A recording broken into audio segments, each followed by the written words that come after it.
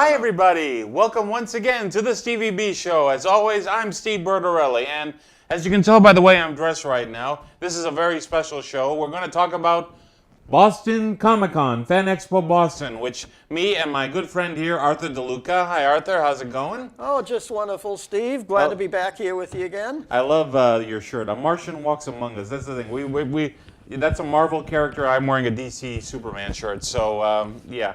Well, to make a long story short, Arthur and I went to Boston Fan Expo at the what's the name of it? The Bayside Exposition Center. Something Exposition. I know it was. Yeah, it's a new place in South Boston that we went to, and we were there for the whole day Saturday, actually talking to some of the cosplayers. And actually, I had a group. You'll see later on in the show, an interviews I did with one of the two top voiceover artists in the entertainment industry, Mr. Rob Paulson and Maurice LaMarche, who actually are, if you're familiar with cartoons, they were Pinky and the Brain.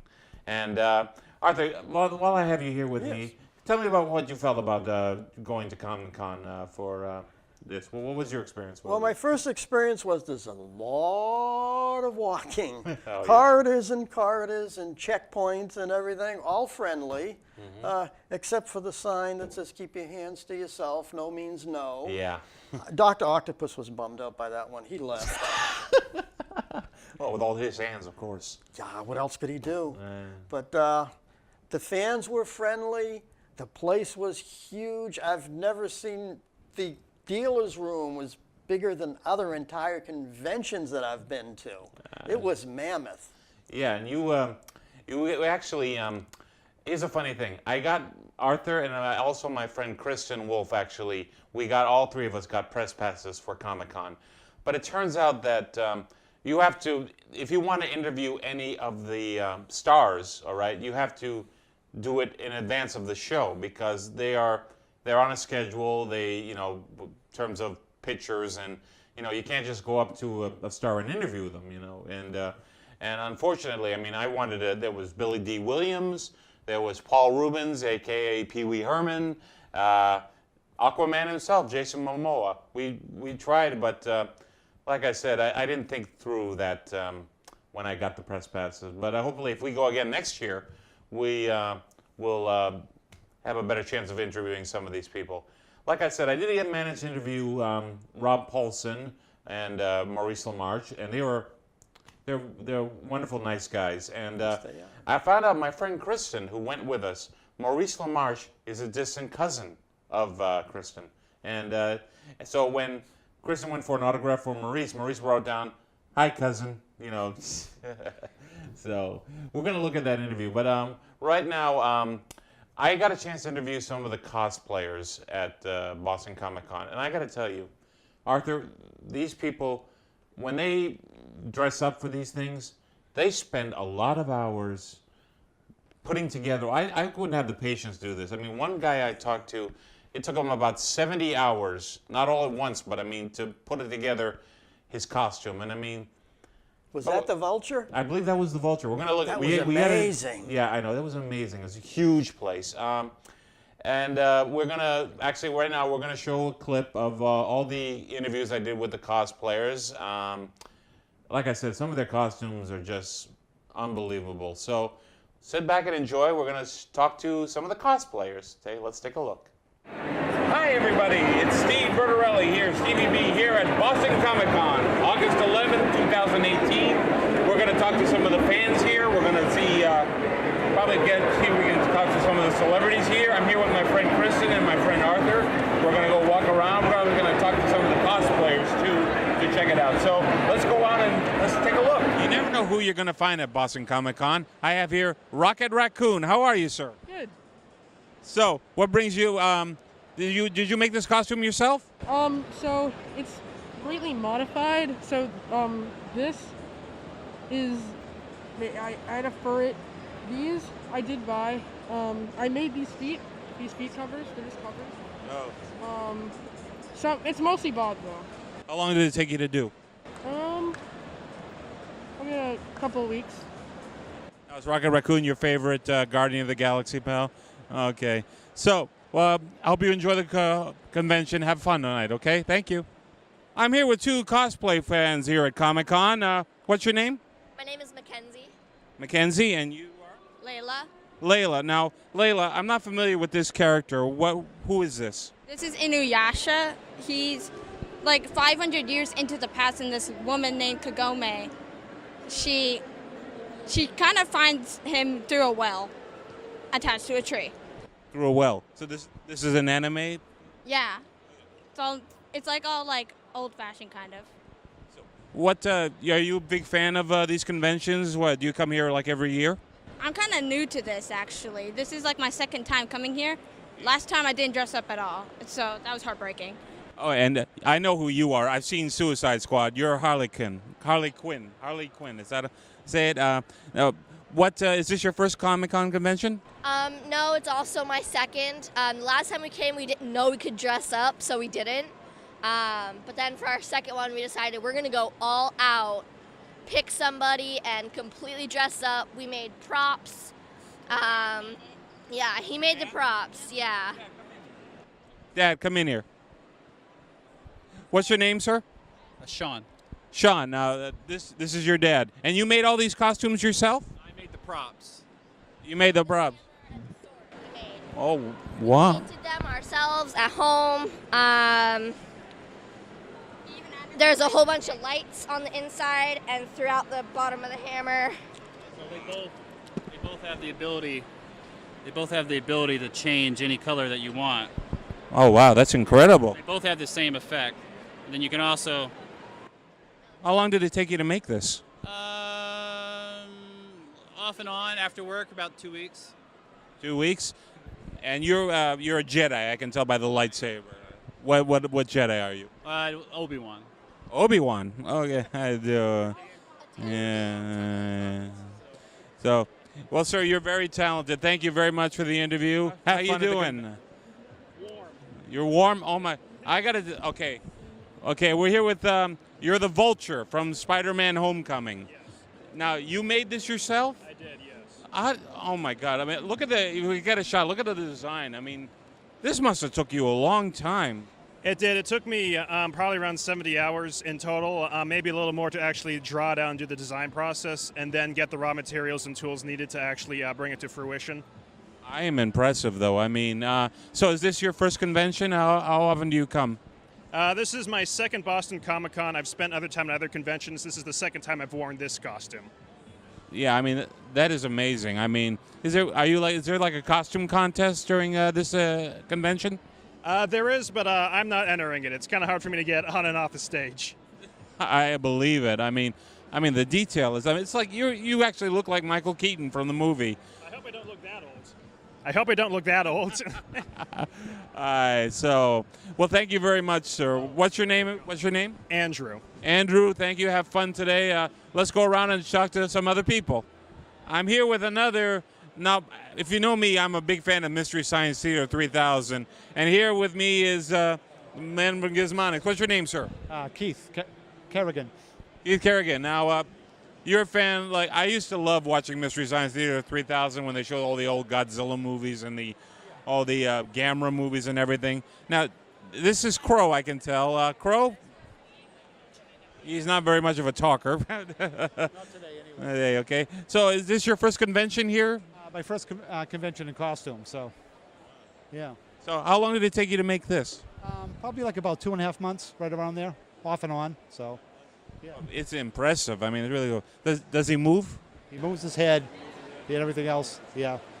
I was supposed to have him move his eyes, but there's a little malfunction right there. So. I can tell, but it looks great, though. I mean, that's the one thing I'm impressed about with all the costumes that people make and everything. I mean, they can work in Hollywood, some of these people, with the way their costumes make. So, thank you very much, sir. I appreciate it. Okay, thank you. Hey, I'm here with one of my friends here, Kristen Wolf. As you may not know, that she was on my very first StevieB show back 5-6 years ago. Kristen, it's good to see you again. Nice to see you. So how are you enjoying Comic-Con so far? Well, this is even better than I went to the StevieCon convention many years ago. And so far, my nieces are going to love me because I've managed to get pictures of 6 different princesses. 6 different princesses. Yeah. So, I mean, It's unbelievable here. We've met. We were we weren't able to take any pictures, but we actually got to see Paul Rubens, as you may know, is Pee Wee Herman, and also we saw Famke Janssen, who the original Bond girl. I actually asked her a question too, and she answered one of my questions. So, what has been your favorite part so far? Probably Famke Jensen, because she actually told everybody who doesn't really know that one of the first filmmakers was actually a woman and not a man. So, and she mentioned that it was at the turn of the century, and a lot of people don't know that. So I do know that, and it was great that she brought that up and she told everybody, because now everybody knows. Well, that's great. Okay, let's go on and see if we can talk to anybody else. I'm here with Thor's brother. Actually, he's adopted, I understand. Loki. How you doing, Loki? Doing well.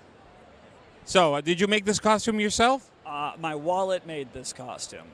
Your wallet made this costume. I purchased everything. I have some friends who are very talented crafters. I'm not one of them, so I'm just like, I find the bits and pieces, and if it's one of my friends, great. If it's I got this on from a very talented crafter on Etsy, I just find it where I can find it, and I add to it over time. How many times have you been to Boston ComicCon? This is actually my first time at this con. Have you been to others? Yeah, I've been going to cons regularly. Like last year, I went to Rhode Island, Granite State. I'll be doing again next month. So I've been to cons for about big cons for about a couple of years now. Well, that's good. Well, I hope you enjoy the fun. It was nice to meet you. Okay. I'm here with Lord Vader himself. Darth, it's good to see you. How are you enjoying the convention so far? Fine. Great. Thank you. So, are we going to be seeing you in episode 9? That's a great question. You'll have to wait and find out. I have to wait to find out. Okay. Thank you very much for your time. Wow. Do you believe that? That brought back memories. That brought back memories. I like the vulture guy. I mean, did you see the wings on it? Yeah. It's amazing. I mean, there's some characters there that... especially one of my favorites was the guy dressed as Raccoon, the Rocket Raccoon from Guardians of the Galaxy. He had a little Groot picture, thing on his shoulder. And Thor, I thought I knew it wasn't him, but the guy naturally looked like the actor who played Thor with the beard and everything. You put the costume on him, he could have passed. Yeah, wow. Yeah, but here's the funny thing. That interview we did with the dinosaurs, the 2 dinosaurs, the pink and the green one. Yeah. I was interviewing them, okay, you were on camera, and as I'm interviewing them, you take the camera away and point it to the guy dressed as Thor. And I'm still doing the interview, but the guy, I have no idea that the camera's not on me, and I'm like, Arthur, what are you doing? I got fooled for a minute. I really thought it was him. You really thought it was Chris Hemsworth? Looked like him. Yeah. Was as tall as him, at least as tall as I think he is. I never met him. Yeah, but he did look a lot like him, though, but it was funny. Okay, what we're going to do now is that, like I said, we weren't able to interview a lot of the guests, but we're going to do some, we're going to show you some of the footage we shot of the autograph tables and everything. We're going to do a little commentary on it. We'll do that. And sit back and enjoy, guys. Let's take a look. Okay, here's some of the footage you saw at Arthur. There's Famke Janssen. She is so pretty. Yes, she is. Yes. She's from the Netherlands, believe it or not. So. That is one thing, though. Even with high-def TV. Here's Billy D. Williams. People still look better in person. I know, they do.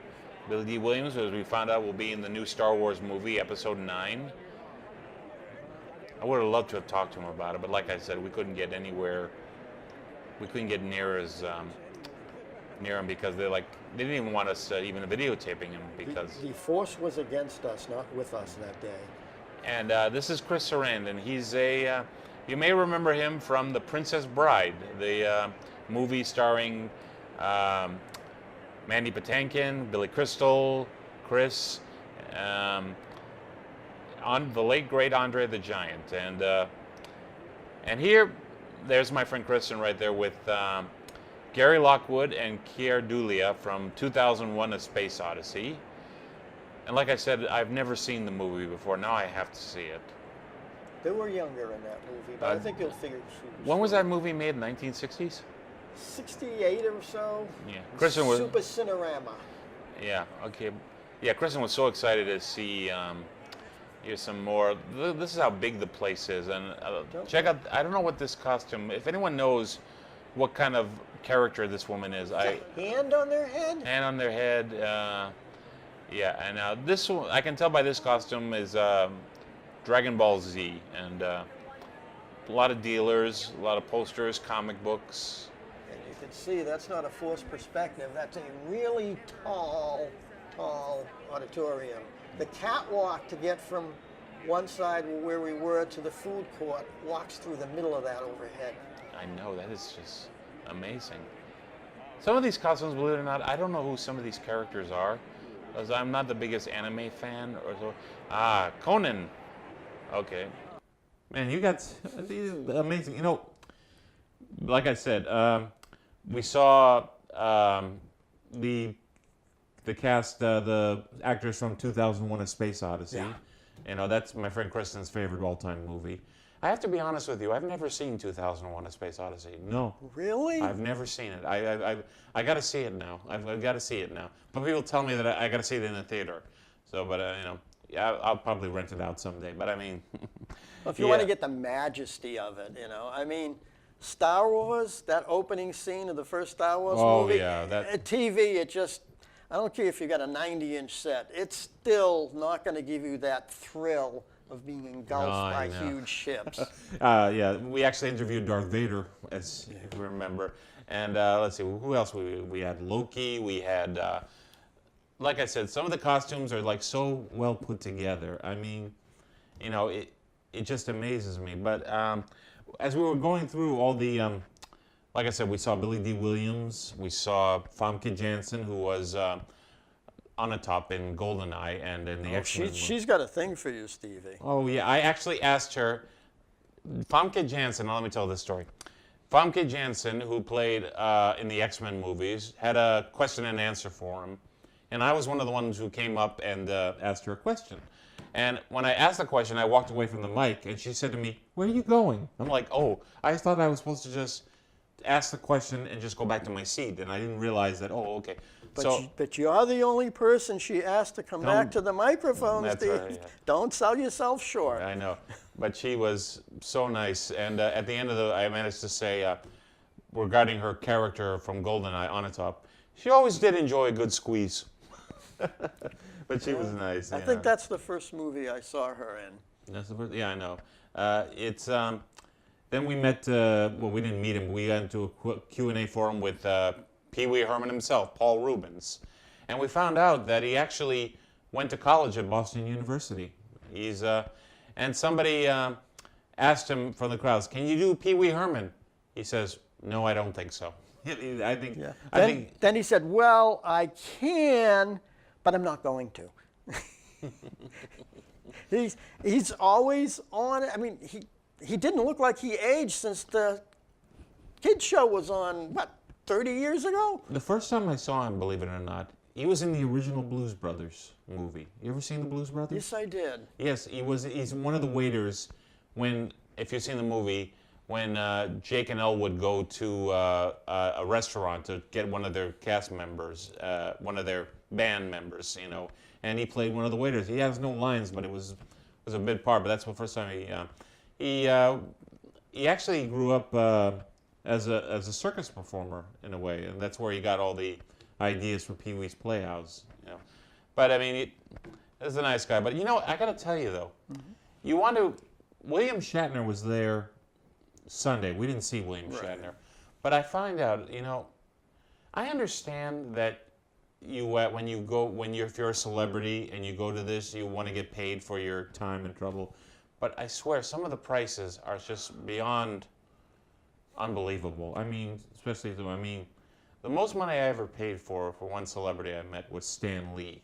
And he's, I won't say how much I paid, but I mean, he doesn't do, Stan Lee is 95 years old. I got him on his 90th birthday, so I was able to, just for the picture alone was a lot. You know, like I said, he doesn't do conventions anymore, but But we should say Michael J. Fox, all the money he collects.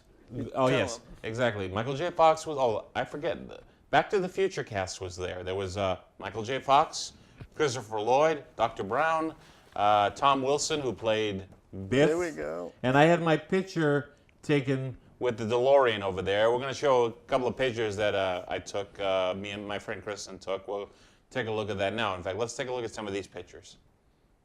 Okay, let's see, look at this picture right here. This is me with Rocket Raccoon. Arthur, you notice that he's got the Groot there right on his shoulder right there. Good old Groot. Good old Groot. That's a very nice kid. And let's take a look. Oh, the DeLorean. Yeah, I do look big compared to the DeLorean, but this isn't the actual DeLorean. Actually, a group of fans actually built this from scratch. And the proceeds went to, if you wanted to have your picture taken from it, the money to have your picture taken goes to the Michael J. Fox Parkinson's Research Center, which he's part of. We all know that he's suffering from Parkinson's. So let's see what else we got. Famke Janssen. She's very pretty. And she did like the Q&A session, and we talked about GoldenEye, the X-Men movies. A lot of people had questions for her. There you go. And here's you and I, Arthur. Let's see. We're waiting outside. See, that's the camera we brought. That's a very dependable camera, and all the equipment came with it. And as you can see, the press passes we're wearing. We're outside, waiting in line for the Paul Rubens Pee Wee Herman thing. And you can notice we do not attract any crowds at all. No, we don't. Yeah, so see, I'm wearing the same shirt as I did before. Let's see what else we got. Here I am with Maurice LaMarche, the brain. And like I said, Maurice was such a nice guy. He took the time out to talk to us, and can't wait to see him. I don't know what, he's now part of a new, I think it's Enchanted, I believe it's called. The new Matt Groening, the guy who created The Simpsons, he's got a new cartoon on Netflix called Enchantment, or I could be wrong, but I don't know if that's what it is. But if you want to see it, it's on Netflix, so look forward for that. Let's see what else we got here. And here I am interviewing the great Rob Paulsen. And like I mentioned, Rob was, like I said, he was very nice. He's been known to, he voices Yakko Warner from Pinky from Animaniacs. He also is one of the Teenage Mutant Ninja Turtles. He played Donatello and Raphael from the 1980s cartoon Ninja Turtles.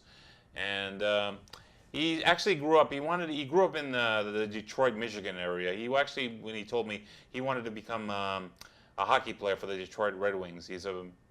But he never got the chance, but he got discovered for his voice, and it was really good.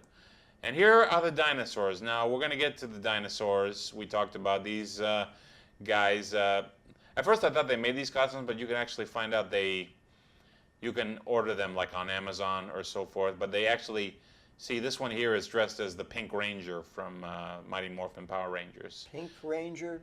Dinosaur? Amy Jo Johnson was one of the people I tried to interview. She played the Pink Ranger in the Mighty Morphin Power Rangers. Believe it or not, that show was on 25 years ago. And Amy, I wanted to interview her because she's from South Dennis, Massachusetts, where her career started. She actually was an Olympic hopeful at one point with the gymnastics and everything. And okay, we got one more picture. And there's the three of us, my friend Kristen and me, and Arthur, you. Looking a little gray there. You're looking a little gray. At least you have hair. I don't have any hair. So, yeah, like I said, me, Kristen, and you, we had such a great time there with what we had. So, okay. And there you go. So, like I said, I think Kristen was more excited to be there. Like she said, she found out that she's a distant cousin to Maurice LaMarche. And what was one thing you liked the most about it, Arthur, of ComicCon? It might have been the Q&A with Paul Rubens. Yeah. Only because he was you realize he's so natural and friendly to the people. And the Famke Johnson was a second favorite. In fact, those were the only two we got to see the Q&A sessions on. So imagine if we saw someone else, they'd be in the group too. I believe it. So, but anyway, now we're going to come to my favorite part. The interviews I did with Maurice LaMarche and Rob Paulsen, who, like I said, they played. Rob Paulsen I got to know him. He actually did an interview with one of my former guests on this show was Mike DeStasio from Real Talk with the Hollywood Kid. And he interviewed Rob Paulsen on his show. And I went up to Rob Paulsen and I said that I'm a friend of Mike's. And we could only ask like 2 or 3 questions at the time. So, but I told Rob that I'm a friend of Mike's, and he was really excited and everything. So, and like I said, a couple of questions. Now, I found out a little later, I never asked him this.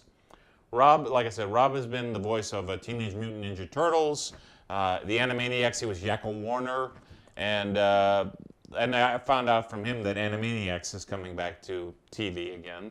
But you'll see in this interview right now. Also, that believe it or not, Rob is also a cancer survivor. Oh. He actually, believe it or not, he had throat cancer. He's very lucky. Not only did he not lose his voice, he didn't lose his life. I mean, they caught it at a late stage. But the good news about Rob is he's cancer-free and he's the nicest guy. So we're going to take a look at this quick interview I did with Rob Paulsen. All right, let's see. Hi, Mr. Paulsen.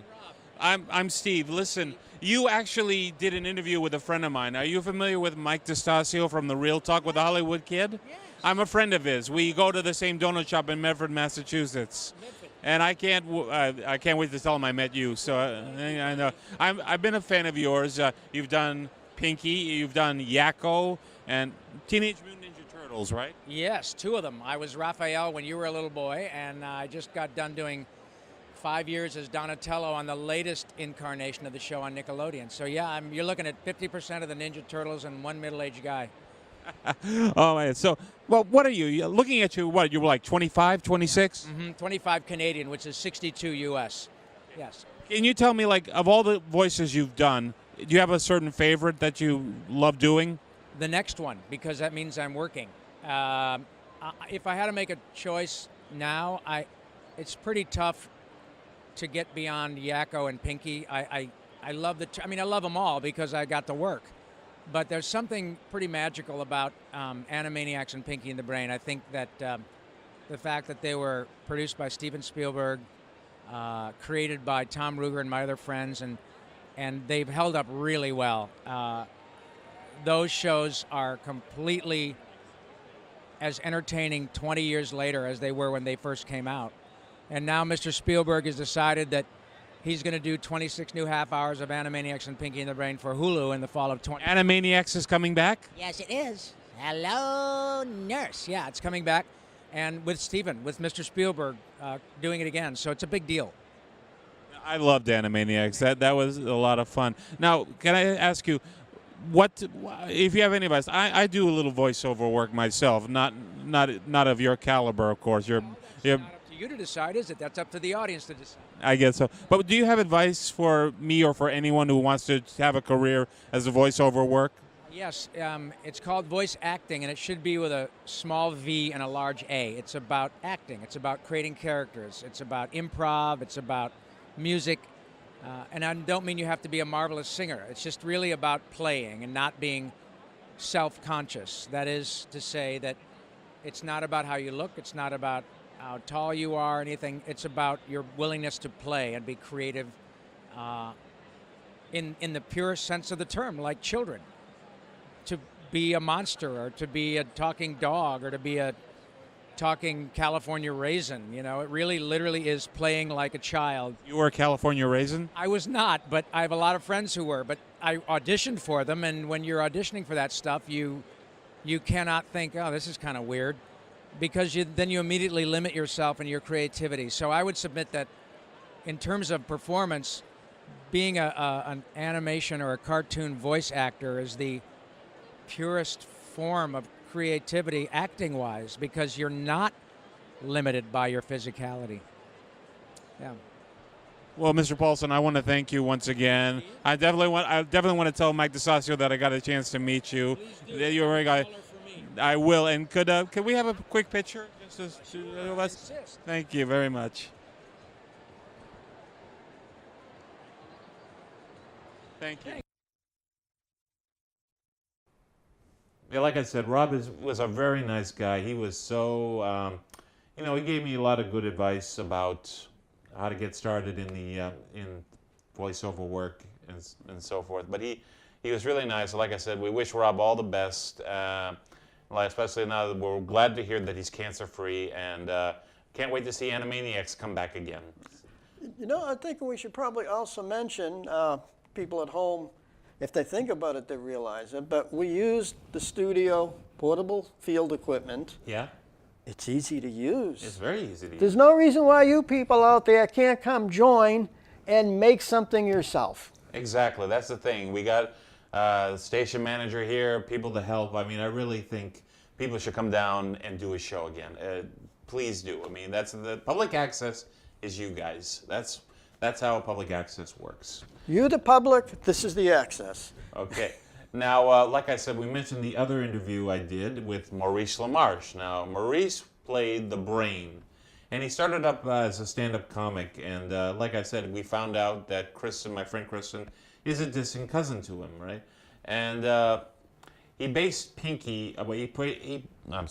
He made the Brain. He based the Brain's voice on Orson Welles.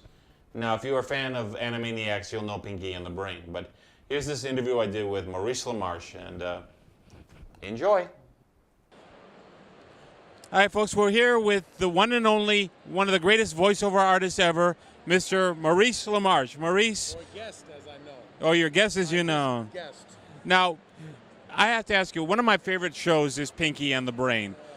I know. How did you come up with the voice for the Brain? Can you tell us? They had this model sheet of the Brain, as he just looked like Orson Welles to me.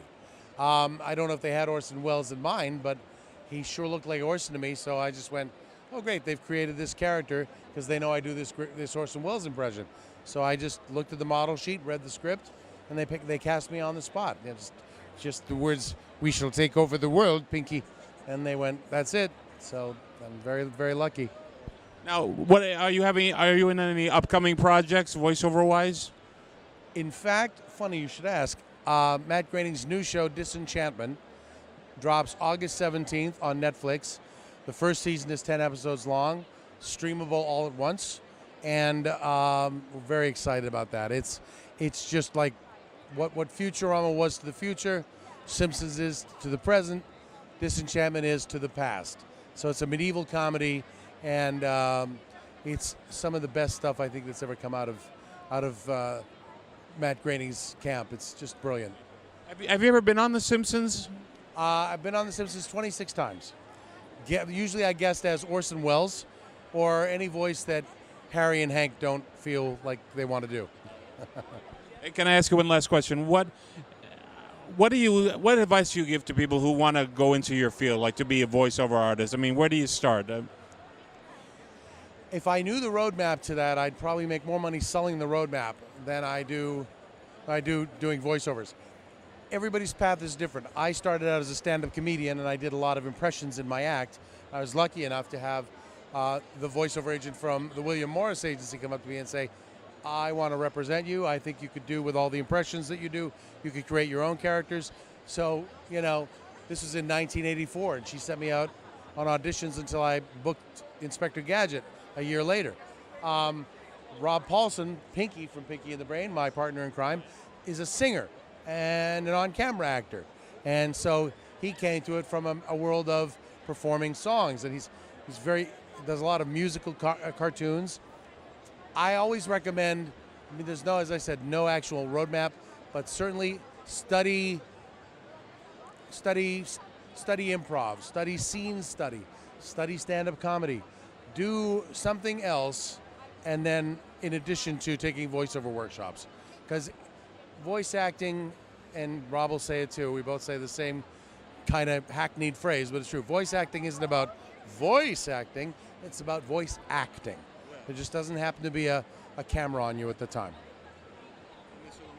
Mr. LaMarche, I want to thank you so much, and good luck to you. We got it. What's it called? Disenchanted? Disenchantment. Disenchantment. On Netflix, August 17th. We're looking forward to seeing it. Thank you very much, sir. Thank you. Yes, you know, he was, like I said, just like Rob, he was such a nice guy, you know. And I mentioned, like I said before, when Kristen got an autograph from him, he wrote, "Hi, cousin, Maurice LaMarche." You notice the people that aren't the out front, on screen, in your face actors, whether they're the voice performers like these people, the men in the monster suits, the women in the monster suits, the voice of the disembodied whatever, it doesn't have to be animated. They're regular folk, and as friendly as some of the main actors are, they're even friendlier. I believe it, and they were very nice to me. And like I said, I wish we could have gotten more interviews with some of the celebrities, but we were there for what, 7-8 hours there? A lot longer than we thought we would. You know, and like I said, you go around. I mean, I've been to ComicCon maybe only once before that time, but it was a lot of fun. Tell me, Arthur, you've told me, what are some of the famous people have you met over the years? Oh, let's see. Down in Spooky World, I met Elvira. That was a biggie Mistress for of me. the Dark. Yes. The first celebrity I met was at the Legion, not the Legion here, but in Charlestown, the Legionnaires parking lot. Major Mudd. People out there know Major Mudd? I don't know who Major Mudd is. From early 60s, won 4:30. Channel 7, they'd have Three Stooges Playhouse or something. Major Mudd was the host. He had the early 60s astronaut helmet on. His little assistants were the invisible termites. You just hear noises. Of course, no one was there. He was also Feep on Phantasmic Features, which inspired me to want to do Dr. Rabies. And he was Lord Bumblebrook on Jungle Theater on Saturday mornings, also on Channel 7.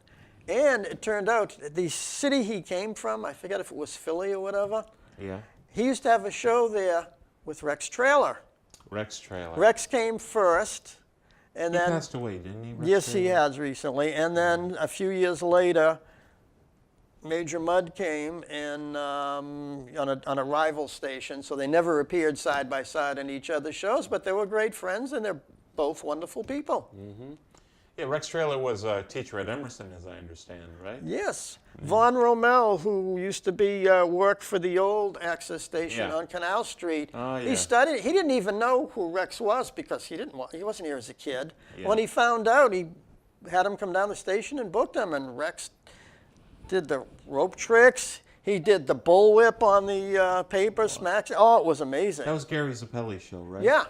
It was. I think I saw that. It was an amazing time. So, you know, people, like as I say, put on your own access show. Yeah, like I said, if you want to do like a gardening show or any type of show, I mean, and you might be able to get a celebrity to come down here too. Yeah, I haven't. I never had anybody really famous. I actually, the one interview famous I did was Killer Kowalski, and ironically, Killer Kowalski, the wrestler. I found out that this week is 10 years ago he passed away, and he was. And I got to tell you this funny story about Killer. He played a bad guy on wrestling, his act, right? But he was the nicest guy I think I've ever met. I mean, he had hands that so big and everything. I went over to interview him, right, he had a wrestling school in Malden. And I interviewed some of his students. His students beat me up pretty good. I mean, anyone who tells you wrestling is fake, don't believe it, okay? Yes, the things are scripted and everything, all the soap opera stuff, but when it's like doing acrobats and everything, they can get hurt. I mean, broken necks, broken everything. But I mean, like I said, his students beat the crap out of me because I went to shake Killer's hand, right? And instead of when he took my hand, he started twisting my thumb, just trying to dislocate it. All right, and I'm thinking, okay, he wants to wrestle. Now, keep in mind, Killer was like in his 60s or 70s, I'm not sure, but he's in good shape. And so he starts to twist my thumb, and I go around and I put him in a headlock. But I stopped doing it when I realized he had a toupee on. Oh. Yeah, you And would want. I thought, oh my God, I almost took his toupee off. I mean, I didn't know at the time. I mean, no, his hair went up like this, and I felt, oh, I said, I'm so sorry. He said, don't worry about it. And no, I never knew that he was wearing a toupee. And then his students beat the crap out of me again. But Killer, I just want to say that we miss you, and may you rest in peace. And when you get to heaven, say hi to Bruno Sammartino for us, okay? So, Arthur, I have one last question for you. I got to ask. You're familiar, everyone knows you mostly as Dr. Rabies. Will we see Dr. Rabies in the future? Oh, well, usually you see Dr. Abe in the past because they're the old movies.